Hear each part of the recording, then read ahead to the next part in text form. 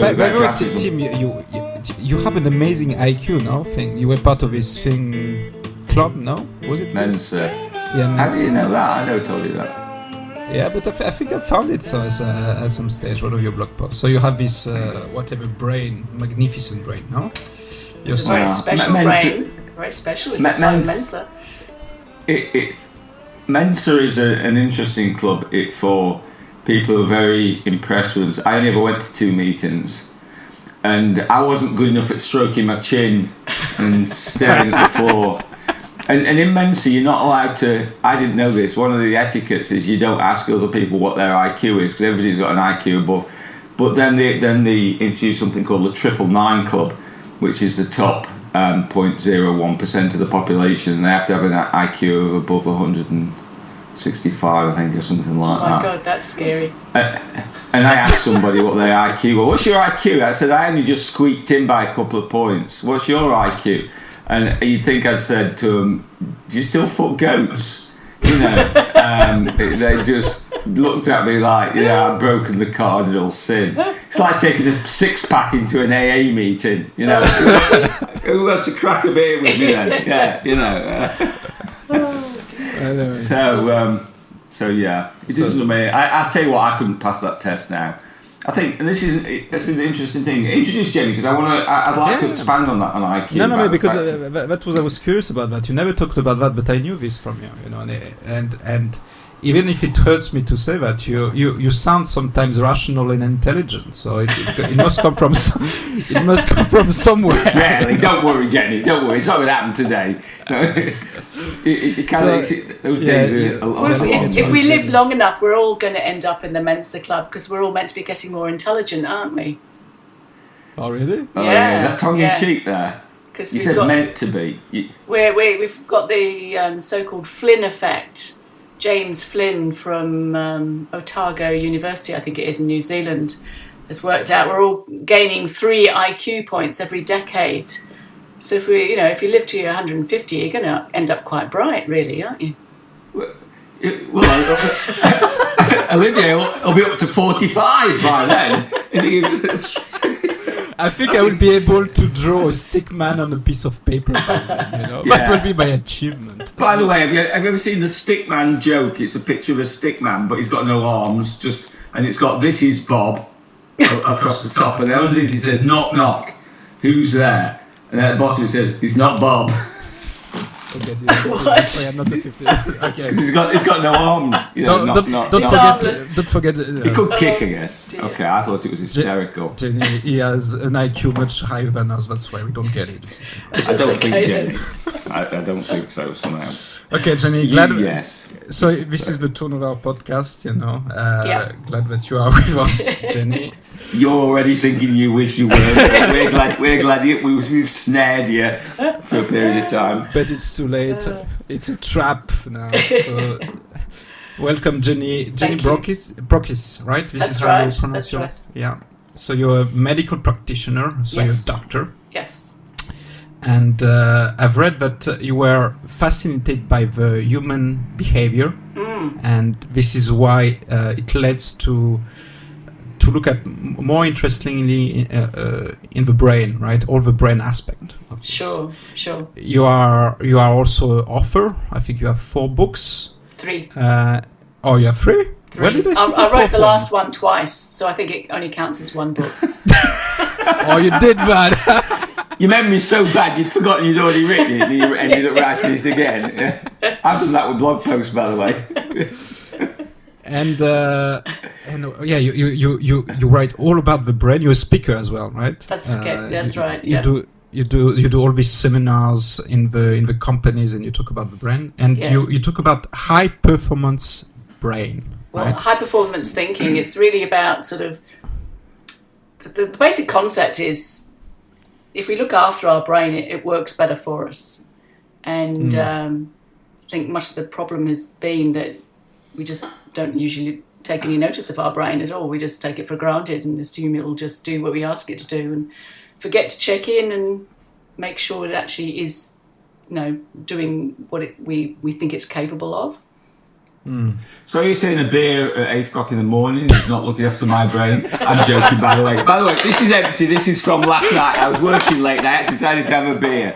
But I can remember reading or listening to an audio program about the brain, and it was talking about the effect alcohol has on the brain. Yes. And it scared me so much I had to turn the audio off and throw it away and pretend I'd never listened to it. Yeah, alcohol on the brain is not good news. But the resveratrol, which is the colour that you get from red wine, or gives red wine its colour, I should say, is actually good for you. So if we could have red wine without the alcohol, it would actually be fine for the brain, but it wouldn't be nearly as much fun. Yeah, or tasty. Or tasty, no. Have you ever had low alcohol wines or beers? I try to avoid. I don't like low alcohol wine. I think if you're going to drink wine, I want to enjoy and savour it properly. Yes. Yeah. We have a French man who's probably disgusted in this talk of wine without alcohol. I tasted wine and H2 because this is how we do things. No, okay. So let me ask you a question first. For me, this high performance thinking. Okay, let me try a serious question. Yeah. For me, immediately, it's about. Is it about memory only, or does it go? That for me, is it like to have a bigger memory? What it's all about? What does it mean? Well, I guess memory is part of it. It does help if you can remember things, but it's more not about. Like Tim. It's about sort of making sure you've got a healthy brain and making sure that you know how to handle your emotions properly and also how to get on well with other people, because I think a lot of the problem we have in many workplaces, especially here in Australia, I don't know what it's like where you are, but a lot of people aren't very nice to each other in the workplace. There's a lot of bullying that goes on. People get very stressed, they've got so much work on and they're running around like headless chooks and getting very stressed and sometimes very sick. Absolutely. That's exactly headless chooks? Did you just say headless chooks? I did. What's a chook? A chook? Oh, that's like a chicken. Is that Australian? It's an Australian term for a chicken, yes. We learned something. We did. Yeah, screw this brain stuff. I know what a chuck is now. To me, I thought throw something is a chuck, So you don't or eat maybe chicken, it's chicken like and chips. a cross between a duck chips. and a duck and a chicken. Like you have to duck in. A chuck is it's half chicken, half duck. Okay, so Jenny, look, so we just before starting this podcast, I just said to Tim that I was surprised that he was part of this Mensa Club, right? Which run this. What is the bar? 150 IQs. This is 148 is the bar. Okay, right now. Now I have some doubts now that you are part of this club now, talking about shit. Is it all bullshit, Tim? I think it is. I think it is. It's funny. Do you know what? I actually took the test me and my mum were so ridiculously competitive. We both took it. And you take the first test at home, and I actually failed. But I was within like 2 points or whatever to take the official test. Yeah. And it's like taking an exam, a proper exam. They put you in a room, and it's the door's closed, and you can't have anything with you. And I managed to crawl into that one, but let's not dwell on that. I don't want people thinking I might be intelligent and expecting something reasonable from me. I'd rather than presume I'm a complete fucking idiot, to be quite honest. But Jenny, I watched you talk last night, and I'll tell you, it was one of those, and I thumbed you up, by the way. Oh, thank you. On YouTube. You're welcome. You're welcome. But I think one of the problem, there's some brilliant TED Talks out there. We all know that, and I really enjoyed your talk as well. But sometimes TED, because you got that, is it 18 minutes or 20 minutes time limit? Yeah, that's right. Whatever it is. It doesn't allow, you were getting to the point there where I was thinking I really wanted more. Yeah, really time's it up. was kind of like a TED. Off you go. Yeah, time's up. Yeah. What would you have got? If I said to you, talk for an hour, getting into the depth of it. So basically, what you were talking about in the talk about is looking after your brain and how amazing it is, and how. And I love the way you touched on ADD being different to ADI, is that right? I'd never heard that expression before, so could you explain a little bit about that? Well, we've got ADD or ADHD, which is commonly diagnosed in kids. And it's been recognised now that many people suffer from this new condition called ADT, which is ADT, I beg your pardon. ADT, attention deficit trait. And the difference being that ADT shows up in adults, and it's as a consequence of the way in which many of us are choosing to live our lives. We're just sort of running full pelt all day long, not switching off, or finding it harder to switch off. And that's causing our brain enormous stress. But it's also leading them to not actually be very effective or productive in what they're trying to achieve. So people will describe feeling slightly anxious or nervous more because they're so stressed all the time. They're always feeling that they're chasing their tail. They always sort of moving towards the next deadline but never quite getting there. So they cut corners, they take more risks, and they feel terrible because they're not sleeping, and they're always feeling that they've got this sort of they're on like a hamster wheel, and they just go all the time, and it can become very distressing for people. So as a consequence, they ended up going to see a psychologist or a psychiatrist. But the good thing is that once it's been diagnosed, because it's lifestyle based, it's fairly simple to sort of start to put in place those differences, different choices, so you can get back to a proper sleep pattern again and just sort of get your life back on track, so that you can actually sort of calm things down and then get back to regular thinking again. So how do you differentiate? You say, well, once it's been, because I have had, I think the most self-diagnosed condition in the world is ADD or ADHD. Well, so many clients of mine tell me they've got it, and if they've almost never been diagnosed by a medical profession, they've just been diagnosed by. So I've never heard of ADT, so this really intrigues me, because I'm thinking now most of them have just, it's a learned behaviour, so to speak. Would that be it is a true? learned behaviour. We get into because we're all sort of creatures of habit. We all sort of do certain things in a certain way, and when you feel under pressure all the time, you sort of go into more of a sort of survival technique where you're just trying to get through your day as best you can. And if it's like that day after day after day after day, it's just exhausting. But how do you know? Sorry, Olivia, just because I want to follow up on this point. How do you know when somebody's got ADD or ADHD and it is not ADT? How do you differentiate between the two and making a medical diagnosis? I think the psychologists would have to do some of their very clever tests to sort of try and differentiate. But the main thing is that with ADT, it's purely as a consequence of the way in which they're choosing to live, rather than somebody who's got ADD or ADHD, where it's not driven by the environment as much.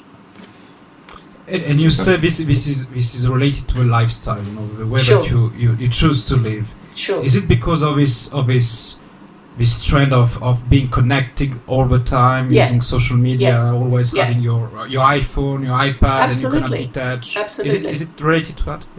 Yeah. Because so much of the time we're connected to our laptops or our phones or our tablets, and every time we've got a spare minute or 5, we just sort of think, I'll just check my emails, or I'll send a few texts. I've just got an email come through now, so if I'll just check what that is. What a humour! No, seriously, I'm not joking. I'm actually just going to shut my email down. I forgot to close it down. So. Sorry about that, Jenny. But I had a follow-up question, because this is what let's say 10 years ago in the workplaces, it wasn't like this, really, right? No. But today, what is expected from you, and I'm working in this big company, you have to be online, connecting all the time. The time. This is what it's an expectation. It is an expectation, and it's a societal or a cultural expectation which has changed. And so until we decide that we don't want to do it like that anymore, it's going to stay put. So when you do your seminars in these big companies, and you say, look, this is what you have, the consequences of having this behavior, this is what will happen. How are you received, Ben? Because this is basically it contradicts a little bit with what the companies are trying to do. Well, I guess the companies that ask me to speak to them are usually the ones that are aware that things aren't quite right, and are looking at sort of changing things. So they're the companies that are open to the idea that maybe things can be done differently to help to sort of reestablish that sense of balance, so that you're not feeling so much pressure all the time. Because if we feel like we have to be switched on continuously, we actually reduce our efficiency and our productivity big time. And people get more stressed. And if you get more stressed, then people start to suffer from anxiety and more depression, and then they take time off. And that's a big cost for business. I mean, there's so much talk about people being disengaged. I mean, I don't know what disengagement actually looks like, but, people keep talking about disengagement and lack of motivation. And I think, well, if you're feeling really lousy all the time, you're not going to be really interested in your work, because you're just thinking, how am I going to get through this day? Because I've got so much on my plate and there's only so many hours available to me. How can I do all this, get home and still have a little bit of energy left over to spend with my family, and get ready to do it all over again the next day? So for me it's a bit difficult to grasp, because it's almost like we are doing something which is not natural, right? Yeah, This that's right. always Yep. like this, right? Yeah. But the expectation is to do it, right? It's Because like this. we've bought into the idea that's the way to do it. We've bought into this idea that we have to be perpetually busy in order to get through everything. And so I'm trying to say to people, well, actually, that's not the way we're designed to work. That's not the way our brain has evolved. So let's take a bit more notice about how the brain's actually set up to work at its best. And if we choose to use that model, we actually get more done. But it's about teaching the idea that, every brain needs a break.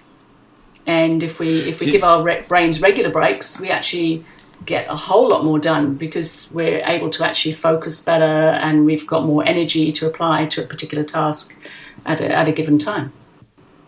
I love that, because I talk to clients about this all the time, in terms of your brain. You just can't maintain concentration for longer than about 90 to 120 minutes or whatever. That's right. And I have so many people that have done I have so many clients who have done like Tony Robbins courses, where he does this immersion training where you is from 8 in the morning till 11 at night, and you probably get 10 minutes here, half an hour there. And they always rave over it. And I said, well, what did you learn? What did you change? And I don't know, it's just really good. And to me, it's more like a show. Yes, it's entertainment. And also, because it's so intense like that with no breaks, your poor old brain's got no chance of actually taking in what it is you're trying to learn.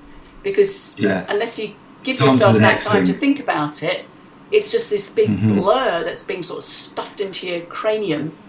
And I've heard, I haven't been to a Tony Robbins event myself, but I've heard of similar type of seminars. We know you have. We saw you sneaking in. How is he in real life?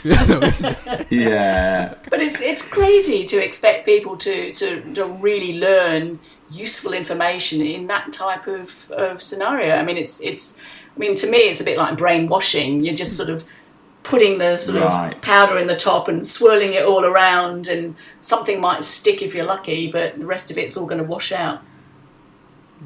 Yeah, that's I've just visualised that. That's awesome. Because to me, it's like multitasking as well. I talk to my wife is going through a bit of a tough time at the moment, and things that she would stress most people, but also her sleep has gone to shit since she's had a smartphone. And she's on it all the time, especially before she goes to bed. She's on Facebook. She's a massive dog person. She's looking at pictures of dogs that are being mistreated and what have you, and commenting. And she helps Florida Doberman Rescue, and does some voluntary work with them and what have you. And I keep saying to her, "It's a fucking phone. It's the phone. It's just like you never put you're like some." to quote my favourite comedian who's dead, Greg Giraldo, you're like a crack-addled mantis praying, on the phone. You're going all the time. Yeah. And I think she knows it, but it's become so part. It's like the multitasking myth. I talk to clients about this all the time. Yeah. You can't multitask. No, you can't. We can't. There's a great. Have you read David Rock's Your Brain at Work? Yes, I have. Great book. Which is a fantastic book. Fantastic book. One of my favourite books of all time when it comes to self-development. And he talks about when we try and do two things at conscious level, we go from the level of a Harvard professor down to an 8-year-old child. and there are these what they call super taskers. Like there was a study done at Utah University where they found out there are about 2% of the population that maybe can do a couple of things at once. But after that, the drop off. But we sold this lie by the companies that are trying to sell us smartphones, and you can do, can you multitask? Well, the answer to that is no, you can't, probably, almost certainly. No, but not unless you've been to Utah and had the cognitive tests to determine whether you are a super tasker or not. Otherwise, you have to assume you're not. Exactly. Yeah. You may be, but everybody seems to think that they're part of the 2%, that they can be doing two things at once. And we like to believe that. We like to believe we're special, don't we? We don't want to think we're like everybody else who can't. So we tend to sort of think, well, of course it's us. Of course we can multitask. Do you ever talk about the multitasking when you do longer talks for companies? Yes, I do. And because I was trying to explain to people sort of why they can't multitask, because how the brain is set up, that I explain that the prefrontal cortex is like a sort of small council flat. It's small, it's cramped, and it's got limited parking. Apartment for our US. Apartment, sorry, okay, apartment. Council flat. They're thinking like, what the hell? Yeah, that's an apartment. Yeah. So it's got limited parking, and there's only one parking bay for your focus. So if we try to divide our focus, it's trying to put two cars into one parking bay. It doesn't work. It doesn't fit. That's like the bastard the other day that parked right so close to my car and went over the line. I know what you're talking about now. You've got me. That was at the gym. Yeah, and I couldn't get in. I had to get in through my passenger door. Okay. So I think, I say to people, look, multitasking is a bit last century. The new way of doing things is to monotask. If you really want to be hip and cool, you just monotask. That's genius. You've got kids, haven't you? I have. How did you know? Right, that's because you've got kids. I'd have never thought of that because I haven't got kids. That's to tell kids, look, if you want to be hip and cool, you've got I'm a monotasker. I'm a monotasker. Don't you know? I'm stealing that idea. I'm going to write a blog post and I'm going to give you no credit whatsoever. And I'm going to, I'm going to say, look, I was in Mensa, so I think of ideas like this. But what a fucker! You can insult him as well, actually. Yeah. Feel free, bring it on. Yeah. But is it something else? You said about multitasking, this connection that we have with the phone, with our mobile phone. You wake up in the morning, but is it something else as well? I was thinking about, connecting with something, because I believe our brain is wired to seek for connection. Is it something else for connection? He's gone for a coffee. No, he's going for a piss, I think. No, he's going to write a blog post, is he? I don't know. Yeah, it's true. We love to connect. I mean, we are human beings, and we love nothing more than forming connections with other human beings. And our social media just enables us to connect on so many different levels with other people. But the trouble is, it's addictive. I mean, our brain feels rewarded when we get that little ding or we see that little email pop into our inbox. And so because we're curious and we want to explore, we think, that might be something really exciting and special. So I'm going to open it up, or I'm going to see what that text is all about. And then I'm going to send another text back. So we buy into it, and then we sort of just get more and more sort of involved in this sort of perpetual sort of conversation with people that we are not actually in the same room with. And it worries me on several levels. I mean, it worries me that we seem to spend all our time connecting with people that we're not with, and we forget to spend time and quality conversation with people that we are actually sitting next to on the sofa with, each at night and stuff like that. And you go to restaurants and you see people sitting together in small groups having a meal, but they're not talking to each other. They've all got their smartphones and they're all taking pictures and sending them elsewhere to all their other contacts, rather than actually engaging in a face-to-face conversation with the people they're out to have an evening with. And you think, well, this is madness. I actually did write a post on that once, where I was waiting to pick up an Indian meal to take home, and there were 4 people on the phone, and every single one of them was on the. And I'm like, why the fuck didn't you go for dinner with the people that you're actually texting? Yeah, and then you could actually exactly. talk to them. There's a joke with it. Are they called minions? Those creatures with yellow minion. You don't have Yes. kids, yeah. And it said. And it says on the top, my Wi-Fi went down for 10 minutes. I had to spend time with my family. They seemed like quite nice people. It's just like... But Jenny, is it the same type of connection when you connect with your phone through? Well, you connect with people, right? Yeah, sure. Through your phone, and connecting with someone which is face-to-face connection. Is it different? Is it like it's in terms different. of? It's very different. Yeah, because right? Can you well, when you're with a person and you can see their, I mean, like I can see you guys now, even though I can't touch you quite. I try, but I don't think it will work. I don't mind. I don't mind. I've had 2 cups of coffee. We get a sense of more. We look at your facial expression and sort of look at what your eyes are doing, and sort of look at your body, and just. I mean, our words are only part of our language. And we communicate, with our body as well. And if we're only communicating through our phones and through our computers, we're missing that social intelligence that we need to really understand other people. We can hide behind the social media, and you see that too. You've got a difficult conversation, or you want to break up with somebody. You can just send them a little text and say, "Sorry, darling, I don't love you anymore. I'm going to leave you." And then you don't have to deal with the emotion of seeing somebody else who's upset. Whereas, a face-to-face conversation is much more challenging. But of course, to me, it's about what being human is. It's that ability to share and understand emotions, for ourselves and what's going on for someone else. I mean, how can we have empathy otherwise if we don't develop those skills?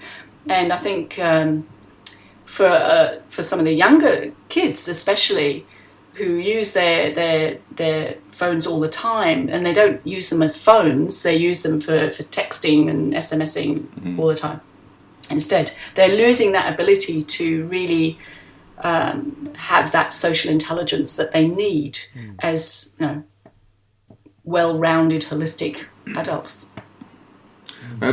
Firstly, can I just tell you the first famous person to break up using modern in air quotes technology, Phil Collins. Oh no, really? A musician. Actually, no, he. With this, I'm saying modern technology. I was joking there. He faxed his wife to say he wanted a divorce, and it was a big story in the UK at the time. So he set the trend by faxing his wife. Right? He couldn't even send her a letter. He had to send a fax through saying he wanted a divorce. But it's interesting. You say with kids and. We see. I see this going in several different ways that aren't good. I mean, probably about a month now, we were going over to a friend's house, and my wife was texting her best friend to say we're going to be late. And I'm saying, just fucking ring her. She's probably cooking and doing stuff and what have you. She probably won't see the text, Yeah, that's and right. I think we're breeding a whole new generation of people. I see more and more with social anxiety. Yes. People, because they feel it's suddenly that's their safe zone. You can send a text to somebody. It's like the rise of the troll on the internet. Yeah. You go into YouTube, anything remotely controversial, and you see these anonymous figures attacking each other. Yeah. You don't know whether it's some 13-year-old weedy 13-year-old or some 30-year-old big dude who come and put a good. Somebody actually threatened to kill me on social media, seriously, to drive from Houston and kill me. Really? Yeah, and I said, you're bright, aren't you? You've just put. It's not going to take the police very long to work out who killed me because you've just put it on Facebook. And he immediately deleted it, but I'd already taken a screen capture and told my wife about it. Look, this guy says he's coming from Houston to kill me. When was that? Like about 15 years ago? No, that was only about 2 years ago. About 2 years ago, I think. But it's like, but this is what we're getting. This, it's this disconnect from people. It is a complete disconnect. They're not people. They're just ideas to have a go at, or what have you. Did you see a solution though? I mean, I think we've just got to get smarter with how we actually interact with our technology. I mean, technology is great, and I wouldn't be without it. But I think we just haven't sorted out how to use it most effectively, so it doesn't actually turn us into sort of zombies without sort of any emotional understanding. So I think, and I talk to people. I say, look, give yourself a brain break, but give yourself a technology break as well. We need to go for a detox regularly. It's okay to turn your phone off. It's okay to turn your laptop off and sort of just be disconnected from the web and or the interwebs for a little while, just so you can just sort of be without all that stuff or connect with other people who are actually around you.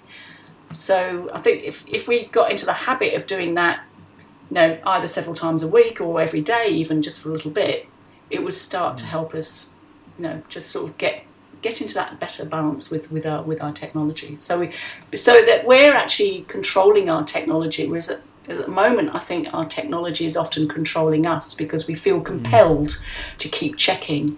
And like you say, with the social anxiety, it builds up. I mean, there's what do they call it? They call it nomophobia. If you take somebody's mobile phone off them, they feel like they've lost an arm or a leg, and they get phantom vibrations in a pocket because Really? because and they get really distressed because they've lost that thing which is part of them, and it's a recognised condition. It's nomophobia. I have to make a note of that. Do you know the comedian Bill Burr? Have you heard of him? No, I don't. He's the YouTube guys. He's very big over it. He's brilliant. And he says this in a Boston accent, so I'm not going to attempt the accent because half of his act is his accent. He's this angry guy. And I'm reading this off a thing that says, you're a kid, your whole life is awesome. It's awesome, right? You had no money, no ID, no cell phone, no nothing, no keys to the house. You just ran outside into the woods. You weren't scared of nothing. Yeah. I challenge you to do that as an adult. All your IDs, all your credit cards, just run out of the house with no phone, turn the corner where you can't see your house, and not have a full-on panic attack. and the first time I heard him do that, I was like, shit, that happened to me last week. I went to the gym and I'd forgotten my phone. And I was like, oh my God, it means I've got to look around at the people and not listen to music while I work out and so on and so forth. Yeah. And I think, it's so true, but so we know what to do. So there's people like you out there, Jenny, that, know what to do, and, me to a much lesser extent, in terms of knowledge that I can talk to clients about it. But it's the kids where it's got to get to. Absolutely. It's these kids that are good. I've got a 5-year-old that knows more about an iPad than I fucking do, and I've had an iPad longer than he's been on the planet, and he can teach me stuff, as a nephew or a nephew-in-law or whatever you call it. I mean, I'll be honest, I don't see any way we can stop that. Even though we know that it's a bit like saying we know fast food's bad for us, but are you going to shut down the fast food chains? Do you know what I mean? Yeah, that's right. But I think the only way it's going to change is through parents deciding for their own kids what sort of boundaries they want to put in place. I mean, parents have to put different boundaries for all sorts of different reasons to keep our kids safe. And I think one of the boundaries that needs to be taught is what's a safe level of technology for our children. I mean, the American Society, is it the American Society? I think it's the American Society of Pediatricians say, no child under the age of 2 should have any screen time, full stop, nothing, zilch. Wow. Because they are very worried that it's actually impairing normal cognitive development. Because, a bright, shiny screen is lovely for a child to look at. It's engaging because, I've used that word, engaging. But, it's colourful and they're drawn to that. But it doesn't actually help them with what they need to be doing, which is interacting with their greater environment to develop, normal brain function as a small kid. Right. So we really do need to put those boundaries in place, and yet we already know as a society that the iPad is the newest babysitter.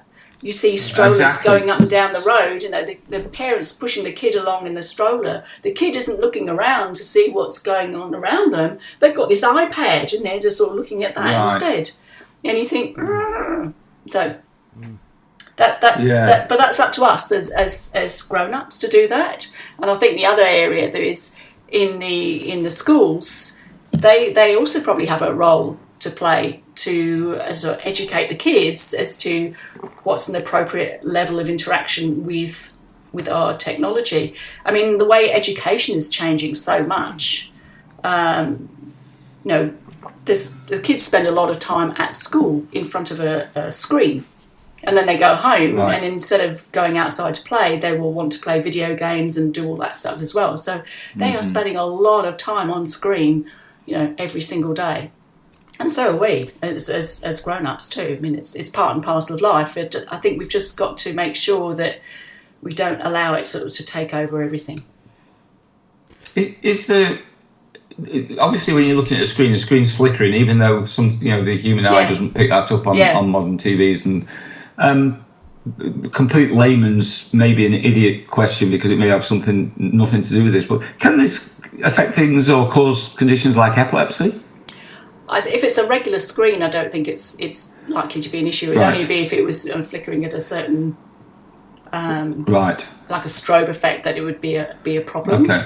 We'll edit this bit out because I've blown my Mensa cover now by asking an idiot layman's question. So we'll cut. We don't ever edit stuff out. Actually, twice I've asked Olivier to edit stuff out where I thought I'd gone a bit too far and he refused to do it. So I've just got. I'll sit back and shut up now. Olivier, ask an intelligent, quick, bail me out. But the thing about the screen is. Maybe not so much with a risk of epilepsy, but the light that's emitted from the screens is interfering with our sleep. That's what I meant. Sorry? Yeah, whatever you're about to say, that's what I meant. I knew you were heading down that pathway. I knew that was what you were asking about. Thank you. Yeah. I was ahead of you. But I wanted to say actually, I have two kids and. They go at school. When I was in Dubai, they specifically ask for an iPad, at school, because the way of learning will be with an iPad, right? So this is the curriculum that they wanted, and it's expected also to be able to do PowerPoint presentations, at age 9 or 10, right? Something like that. With so. Meaning that technology is there and it's coming as you mentioned inside the school as well. Does it mean that, and that will be an idiotic question as well, because I need to be at the level of Tim, of course, because otherwise I'll become the brightest and suddenly that the whole balance will just explode in this podcast. But we're talking about evolution of brain or future brain. That's the title of it. Will it? I don't know, like with the neuroplasticity or things like that. There will be an evolution of the brain of these kids? What will? I think so. If you. Yeah, I think so. I mean, we're constantly, continually evolving, and it's already been talked about the fact that our kids' brains are wired differently from our brains. There's a far bigger difference. They talk about the generation gap, with parents and kids. But the biggest difference now is that the neural wiring is so different between the younger generations and the older generations because, our kids have been only brought up in a digital world, whereas we've had to learn it. So we've got old ways of doing, and then we've sort of had to install new ways on top. Whereas, of course, they've just come in with the digital side, full stop, and that's it. So as they get older, I still can't get my head around things like 3D printing, and all this other sort of stuff that's coming out. And I'm thinking, what else is coming next? It's so incredible. So what is usual for our kids, by the time they've grown up and had their kids, who knows what will have come along by then. And so their brains will be different again from their kids' brains. And I think, yes, it's continuously changing. So what we worry about perhaps today isn't going to be as much of a problem later on because our brains will have changed again. I don't know. That's just my idea.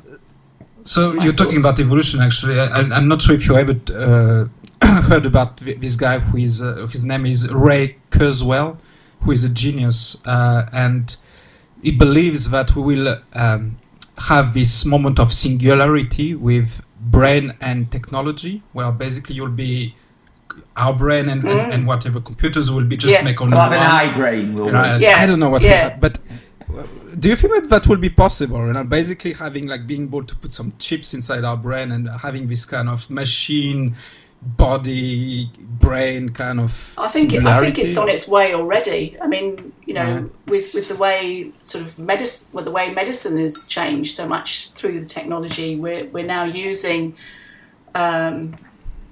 artificial intelligence and things like that to help us in so many new and different ways. I think, very much so. And I don't know when it will be, if it'll be sooner or later, but I absolutely see that happening.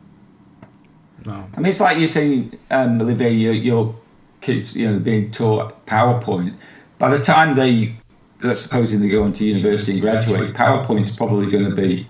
It'll have gone. It's just it'll be replaced by something else. Worthless. I saw, at the moment we're teaching kids at university stuff in the first year that's going to be, it's going to be obsolete by the time they graduate. It's a little bit like, it's almost like a paraphrase of Moore's law, where every 18 months processor speeds get faster and memory gets half the price. That it's moving so fast. I think, and I've said this many times. I think we're in there was the Industrial Revolution, the Agricultural Revolution, or the vice versa in order. And now we're in the Technological Revolution. I think because we're in the middle of it, we don't see that we're in the middle of the biggest change in the history of humankind. And I don't think sometimes we understand that, because it's like anything, when you're caught up in it, you don't realise how and it kind of.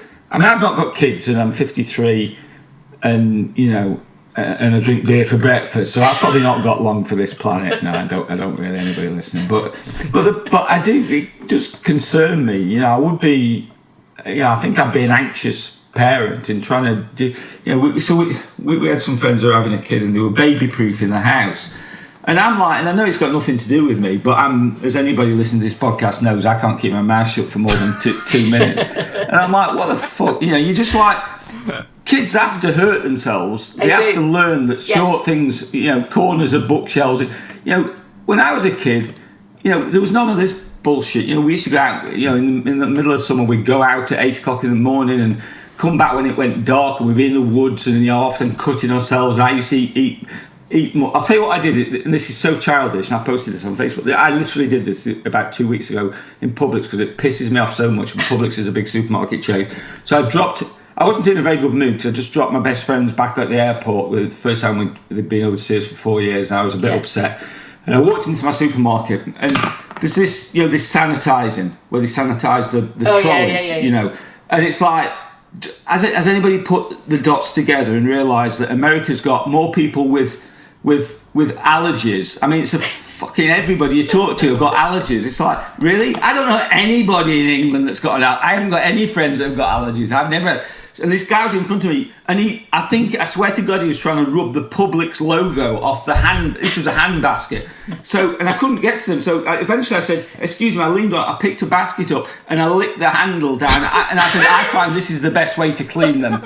I know that's gross, but I was like so fucked off. It's just like, what do you think you're going to catch from a fucking hand basket?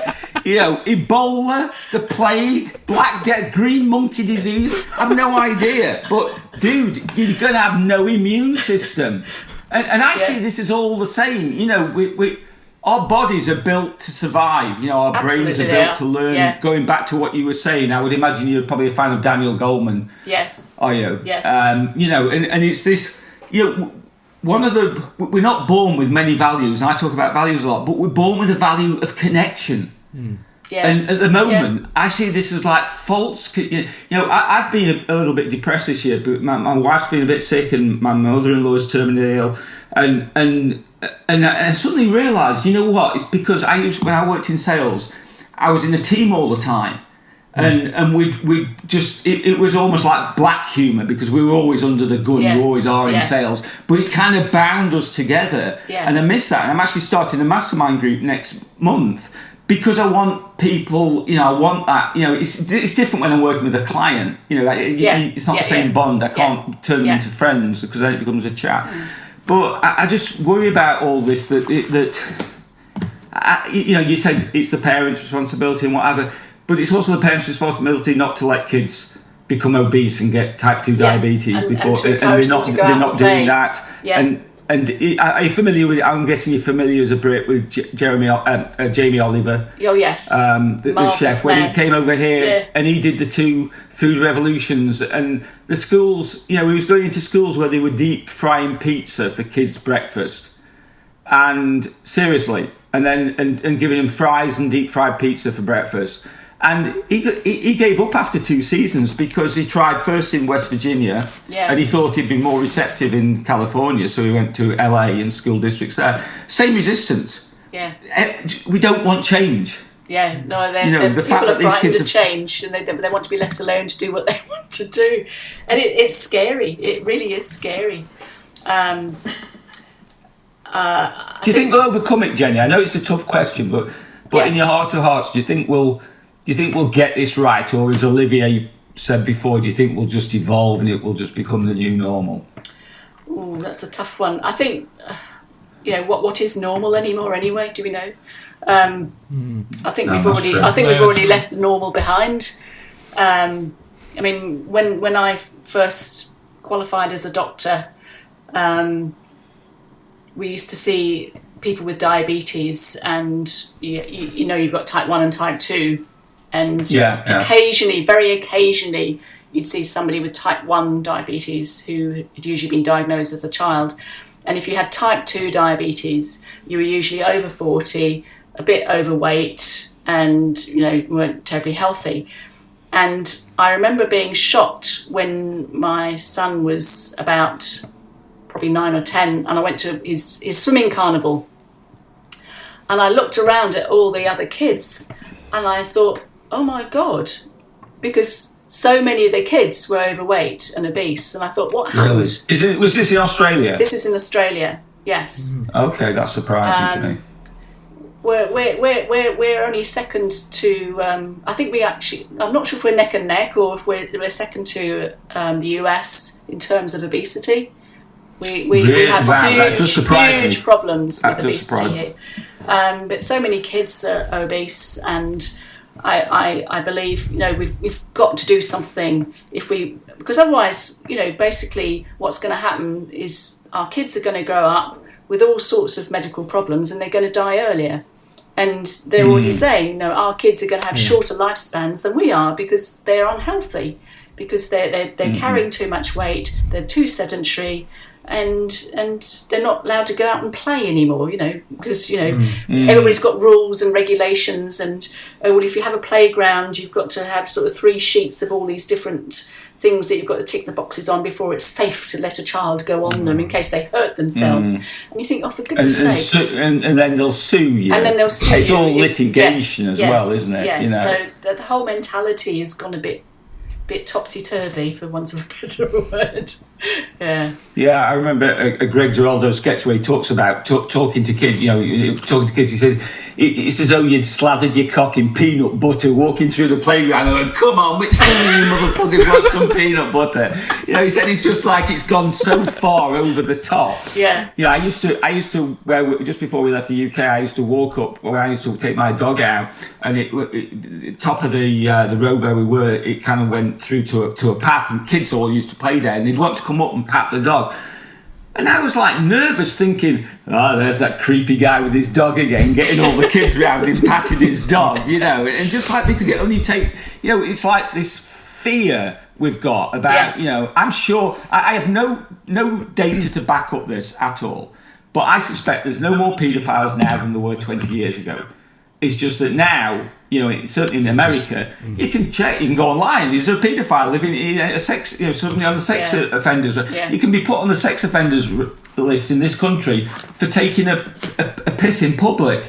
Jesus Christ, I'd have been doing life back in England if that was the case. The times I've come out of a nightclub, had too much to drink and think, I need to take a piss. Hang on, Mr. Taxi Driver, I just need to take a piss against this wall. But seriously, it's like...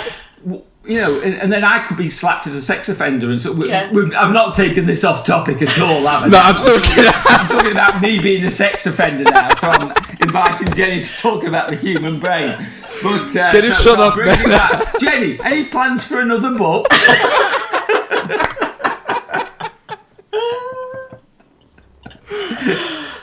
So I've got plenty of plans for blog posts you've given me. Great. Well, you've got enough blog posts now for 2016. I think that's good. Yeah, probably. Probably, yeah. But no, seriously, are you going to carry? How do you find the time are you a practicing doctor, I presume? No, I've kept my registration, but I don't work as a doctor. I don't see patients anymore. I just my work is entirely either in the workplace, or I quite often talk to universities and schools, and cool. Which is interesting because I think people, well, especially the teachers, they're worried about their own health, but they're also worried about the kids that they teach because they're seeing so much anxiety. So I quite often get asked to go and talk to them sort of how to help. So it's teaching the kids to be more mindful, but also saying how to look at the way we're actually educating our kids, because I've just been over to Hong Kong, and I'm not that familiar with the Asian culture, but I do know that the expectations that are placed on the kids there is far, far, far greater than the expectation that's placed on the kids here in Australia, and when it comes to how much homework you have to do, and when you start doing homework, I mean, they start from about the age of 6 or 7 and start drilling the kids and testing the kids, and there's a bit of a backlash at the moment because some of the parents are saying, well, my child never has time to play because their days are scheduled from the time they wake up in the morning till the time they go to bed. They've got all their extra classes that they have to do before and after school just to keep up with everybody else, because everybody else signs up for it, because nobody wants to be not doing them because of the social pressure that you need to be seen to conform to doing the same as everybody else.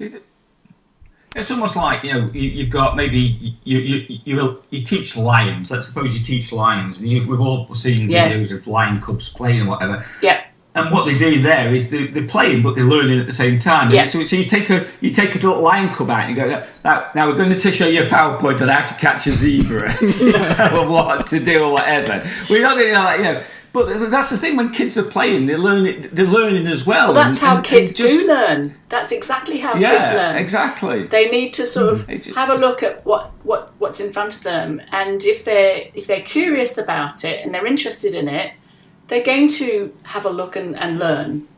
And that's the best way for them to learn. And yet, we try to sort of do it differently and make it boring for them, and just say, learn this and repeat it after me 700 times, and that's not the way to learn.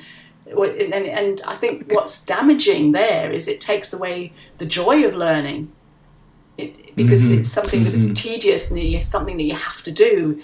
And I don't know about you, but I don't like being told I have to do something. If it's my choice and because I'm interested in it, that's absolutely fine. I'll go for it, forever. But this relentless, you must do this and do it this way only is on hiding to nothing. It's archaic, really. It is archaic, and with all the brain science we've got available to us, which tells us, this is how the brain's actually set up to learn. Why don't we use that to help ourselves? Then it doesn't make sense to me. Actually, I just would like, because we are approaching the end of this podcast, and I would like some advice from you. And by the way, I'm reading your website, and I can see that my co-host didn't read it, because you mentioned that you want to become the Jamie Oliver of brain fitness, making brain health as widely appreciated as nutrition. I've been found out. Yeah. No, by the way, that's normal, Jenny. Never do any research, and that's he delegates. I watched the TED talk. Come on. But you know, if you need to give us some kind of advice, you know, we want to have this brain, high performance brain of thinking. What should we do? You know, give us like some few tips that would really help us. Okay, it's really about going back to the basics. So it's what our mums told us to do. We just sort of didn't take any notice of them because it was mum saying it, but mum was right. So it's about eating healthily. It's about making the healthy food choices. And 2013 or 2014, you heard of David Katz? He's No. He's an American, well-known in disease prevention and studies diet a lot. And he did a meta-analysis of all the different diets because, you know, if you ask anybody what they eat today, it's I'm vegan or I'm paleo or I'm lactose-free or I'm gluten-free and all this sort of stuff. So he did a meta-analysis to see if any one diet was better than another. And the conclusion was, if you eat real food, you'll do fine. So real food, fresh, unprocessed food, that's the basis of it, which is basically what Jamie Oliver talks about. You know, we have to sort of reconnect with what a vegetable is and eat those. So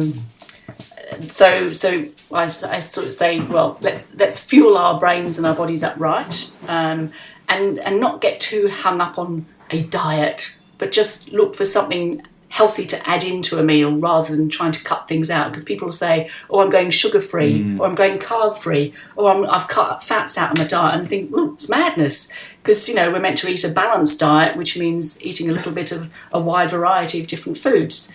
So I think if we start off with that, if we then remember that we need to keep moving, so we're not sitting all the time. People are talking about sitting being the new smoking, because we sit more or for longer than we often spend lying in our beds, and it's really bad for our health, and it's really bad for our brain as well, because it means we're not getting enough blood up to our heads, so we're not thinking as well, and so we just need to move more. And I don't know what you're seeing, but what I'm seeing here in Australia is people are really starting to get the idea that sitting is not good news. So we've got lots of offices where they've got these stand-up desks. Have you seen those as well? Or they've got variable heights, so you can move them up and down. So you're standing some of the time, or you're sitting some of the time, but you're not sitting all the time. The other thing is to, instead of just making a phone call, stand up to make a phone call. We're having people having stand-up meetings or walking meetings, doing things like that. So it's just about moving more, as well as doing some huffy-puffy exercise. Basically, if we did it for 20 minutes every day, it'd be really good for our brains. The other thing that people are cutting out a lot of, because they've got too much to do and they want to get everything done, is they're cutting out on sleep. And sleep is so essential for better brain health. It's so important if we want to have a good mood, to avoid anxiety and depression, if we want to remember better. It's the time that our brain takes out. It's trash. So, you know, we need to sleep. We need 7 to 8 hours of good quality, uninterrupted sleep. And if you can't sleep well at night, take a power nap. I read somewhere that 6% of all American companies are now deemed nap-friendly, where you're allowed to take a 15, 20-minute power nap as a cognitive refresher. And I think, well, that's fantastic. So that's really important, as is connecting with people. You know, on a one-to-one human face-to-face level, and having proper conversations. And I think remembering to stretch our brain like a muscle, so that we're always looking for something new to try out or do something that's different. And we've got this massively plastic brain, which is looking for the opportunity to form new synapses and then form new neural pathways. So if we give it something that's a bit hard to work on, it really makes that neuroplasticity work hard, and we form a stronger, more resilient brain. So, you know, give ourselves something exciting to learn, like a new language. I could learn French, You could learn Finnish. Right. Anything like that. Écoutez and répétez. No, Okay, sorry. Something like that would be That's the ideal. only two French words I know. So, Great. Awesome. Jenny, I want to ask one last question before we go, and I know Sure. we're up against time. Couple of books other than your own, and we'll put those. I'm sure Olivia will put those and a link to those in the under the podcast. A couple of books that you would recommend to other people. For on the brain, or just on the kind of stuff that we've been talking about. You know, not maybe the paedophile side of things when I went to all sex offenders. Yeah, not on that, but on the stuff that you do. What books would you say have influenced you? Maybe. I think the two books that have influenced me the most. The first one was Norman Doidge's book, The Brain That Changed Itself. That's such a classic. Brilliant book. Such a classic, it is, but I agree. it's such a brilliant book as well. I think it just sort of gives a hint of how fantastic the human brain really is. And I think the other book that I would recommend is the one you mentioned earlier. I think David Rock's Your Brain at Work. My two favourite. It's a fantastic book because he's written it in such a way it's so easy to understand because he's taken it as a real life scenario that you think, oh yeah, I get that. And I think it's anybody who works should really read that book. I agree. It's a fantastic book, and it is the way he wrote it he has the brain as like a stage. Yeah. And different people coming on stage at different times, and if you're trying to do one person's giving a monologue, you can't have people behind you and it's he paints a really great picture. Yes. Cool. Yeah. Cool. Thank you for that. You're welcome. Awesome. And thank you for being a great guest, by the way. Oh, thank you. It's been good fun. I'm sure never had this kind of podcast before. But no, I must confess. And I probably won't have one again. But it was fun at the time. Your brains learn something new. Like don't do podcasts. I guess with these guys. Okay. Yeah. Thank you because you stayed late for us, and we really appreciate that. It's my pleasure. For all these things that we happened, that we learned today. So really, really great. And it's our last podcast of the year, by the way. Right. So you are. We always save our best guests. Best guests for this. Thank you, Jenny, for this. Yeah, thanks a lot, Jenny. You're very welcome. Care. Okay. Cheers. See you then. Bye. Bye. So let's start.